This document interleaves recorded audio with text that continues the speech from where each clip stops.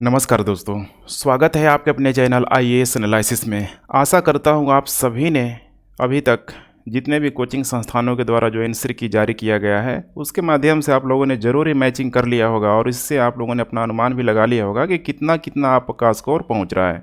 और दूसरी चीज़ मैं ये बताना चाह रहा हूँ कि देखिए अभी भी 100% एक्यूरेसी किसी का भी नहीं है, तो इस चीज़ को आपको ध्यान में रख के चलना है। अभी जिस किसी भी कोचिंग संस्थानों से खासकर जो आप मैचिंग कर रहे हैं, मिला रहे हैं, उसमें ठीक है कम से कम 5 से 10 जो आंसर है उसमें आपको वेरिएशन देखने के लिए मिलेगा ही मिलेगा। तो वैसे में अगर ठीक है 80 to 85 अगर आपका स्कोर आ रहा है तो बिल्कुल आप मान के चलिए सेफ जोन में है। चूँकि क्वेश्चन का जो नेचर है, देखिए एग्ज़ाम हॉल में सभी को आसान लगता है, लेकिन एग्ज़ाम हॉल के बाहर निकलने के बाद खासकर जब आंसर की को मैच किया जाता है उसके बाद सबके साथ एक कॉमन प्रॉब्लम होती है, फिर लगता है कि ओह मैंने ये गलत कर दिया। तो ये सिर्फ इसमें आप ही नहीं है, बाकी ये सभी स्टूडेंटों के साथ ये समस्या बनी ही रहती है। और आयोग के द्वारा जल्द ही यहाँ पे देखा जाए, ठीक है, तो आंसर की जारी कर दिया जाएगा। विद इन देखा जाए तो 1 वीक के अंदर ही यहाँ पे जारी कर दिया जाता है। तो हो सकता है कि आज ही कल में आंसर की यहाँ पे जारी किया जाएगा। और बहुत सारे जो क्वेश्चन ऐसे हैं, बहुत सारे तो नहीं है लेकिन 3 से 4 क्वेश्चन आपको ज़रूर ही देखने के लिए मिल जाएंगे जिसमें डेटा से रिलेटेड हो गया या फिर ठीक है जो भी माइनर जो मिस्टेक है यहाँ पे कह सकते हैं उसको लेके आपको आयोग के द्वारा कंप्लेन करने का मौका मिलेगा। आयोग खुद आप लोगों से कंप्लेन करने का ठीक है इनवाइट करेगा। तो आपको करना क्या है कि अभी से जिन जिन प्रश्नों में आपको डाउट है उसका एक ऑथेंटिक सोर्स तैयार करना है। ऑथेंटिक सोर्स का सीधा सा मतलब है यहाँ पे कि एनसीईआरटी है, पीआईबी है, एनआईओएस है या फिर ठीक है जो भी गवर्नमेंट का जो ऑथेंटिक जो डेटा है उसके माध्यम से यहाँ पे एविडेंस के तौर पर देना होता है, तभी जाके वो आयोग के द्वारा मान्य होगा। तो बिल्कुल ही आपको ठीक है अभी पेशेंस से काम लेने की ज़रूरत है और होगा तो सबके साथ ठीक है अच्छा ही होगा, ठीक है, इसमें कोई डाउट नहीं। और सीटों की संख्या बहुत ही कम है, जैसे कि ठीक है अभी देखा जाए तो सीटों की संख्या 173 के आसपास है।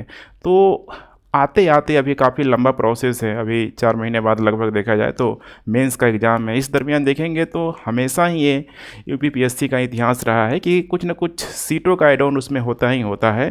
तो सीटों की संख्या ज़रूर बढ़ेगी बढ़ेगी, और जब सीटों की संख्या बढ़ेगी तो हो सकता है कि प्रीलिम्स में भी जो 13 गुना का जो रेशियो है उसमें भी आपको वृद्धि देखने के लिए ज़रूर मिलेगी। लेकिन ये जितनी जल्दी हो जाए, जितनी जल्दी सीट इसको ठीक है यहाँ पे ऐड कर दे, ऐसा नहीं कि प्रीलिम्स का रिजल्ट दे दे उसके बाद से फिर सीटों की संख्या बढ़ती है तो फिर क्या फ़ायदा। फिर प्रीलिम्स में ही सिलेक्शन नहीं होगा तो फिर कोई मतलब नहीं रह जाता फिर मेंस के लिए, ठीक है। दूसरा चीज़ है, देखिए अगर आप यूपीएससी की अगर तैयारी नहीं कर रहे हैं, आपको लगता है कि सिर्फ और सिर्फ मैं यूपीपीसीएस की तैयारी कर रहा हूं, तो अभी बहुत देखिए गोल्डन अपॉर्चुनिटी है आप लोगों के लिए, क्योंकि इसके बाद से आपको फिर समय नहीं मिलेगा। सितंबर अक्टूबर तक जाते जाते मेंस का एग्ज़ाम पूरी तरीके से कंप्लीट हो जाएगा और उसके बाद से फिर वहीं दौड़ शुरू हो जाएगी, वही कहानी शुरू हो जाएगी कि अगले साल के रिक्रूटमेंट के लिए पीटी के लिए तैयारी करें। तो ये बहुत ही गोल्डन अपॉर्चुनिटी है। 4 महीने का जो समय है, 23 सितंबर 2023 से मेंस का एग्ज़ाम होने वाला है, तो 4 महीने का जो भी गैप है इस गैप में आप कोशिश कीजिए कि इसको ठीक है जितना स्ट्रॉन्ग बनाएं, मेंस का पोर्शन स्ट्रॉन्ग बनाएं। और ख़ास कर देखिए इस साल ऑप्शनल का पेपर है भी नहीं, लेकिन उसकी जगह आपको ध्यान देना है कि पेपर 5 और 6 को यहाँ पे जोड़ा गया है।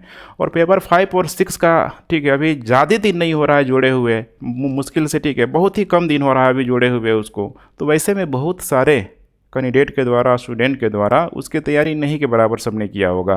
तो यहाँ से आप एज ले सकते हैं। अगर आप अभी से स्मार्ट वर्क करना शुरू करते हैं तो पूरा पूरा उसका जो सिलेबस है यूपीपीएससी के द्वारा डिफाइंड कर दिया गया है। पेपर 5 और 6 में विशेष ध्यान देने की ज़रूरत है, क्योंकि अभी तक देखेंगे तो पेपर 1 से 4 हो गया, फिर हिंदी ऐसे ये तो सब कोई पढ़ रहा है, लेकिन 5 और 6 इस बार मेंस के लिए खासकर कटऑफ को निर्धारित करने में इम्पोर्टेंट रोल प्ले कर सकता है। तो अभी से आप ठीक है इसको मैं बार बार बोल रहा हूँ कि कवर करने का प्रयास कीजिए। पूरा पूरा मैंने एक वीडियो भी मेंस की स्ट्रेटजी के लिए बनाया हुआ है, उसे भी आप वहाँ से देख सकते हैं।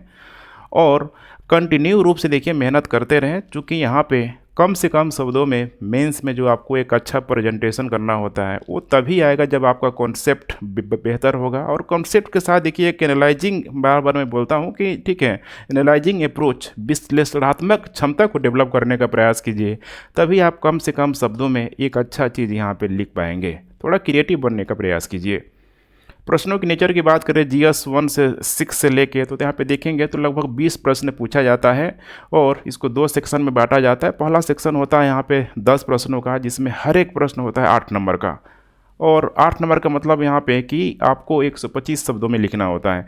दूसरा सेक्शन यहाँ पे देखा जाए तो 12 नंबर का होता है, ठीक है। 12 नंबर का 10 प्रश्न होता है, उसमें आपको 200 शब्दों में लिखना होता है। अब इसी से आप अंदाज़ा लगा सकते हैं कि शब्दों की सीमा इतनी कम है यहाँ पे, और 3 घंटे में आपको पूरा पूरा 20 क्वेश्चन करना होता है। और बिल्कुल ही आपको मैंने बताया कि इनोवेटिव तरीके से जब तक आप नहीं लिखेंगे, कम से कम शब्दों में अपनी बातों को आप कह नहीं पाएंगे, तो फिर आयोग आपको मार्क्स नहीं देगा।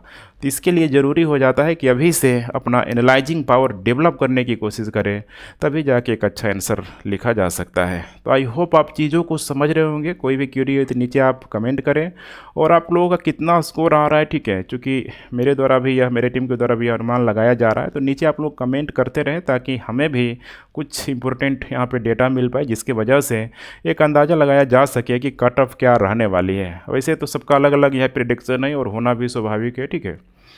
तो ठीक है फ्रेंड्स, और एक चीज़, ठीक है, जिस चीज़ के लिए मैं यहाँ पे आया हुआ था कि अगर आप लोगों का पॉजिटिव कमेंट आता है तो आंसर राइटिंग प्रोग्राम देखिए बहुत ज़रूरी होता है। आंसर राइटिंग जो प्रोग्राम होगा यूपीएससी को ध्यान में रख के, यूपीपीएससी को ध्यान में रखते हुए, ठीक है, चलाए जाने की पूरी यहाँ पे योजना है, सारे विषयों को ध्यान में रखते हुए। तो आप लोग पूरी तरीके से अपना सपोर्ट बनाए रखें, कमेंट करते रहें, ताकि आंसर राइटिंग प्रोग्राम को यहाँ पे चलाया जाए। डेली बेसिस पे होगा, लेकिन डिपेंड करता है आप लोगों के सपोर्ट पे, आप लोगों के कमेंट पे। चलिए फ्रेंड्स, थैंक्स फॉर वॉचिंग। जय हिंद।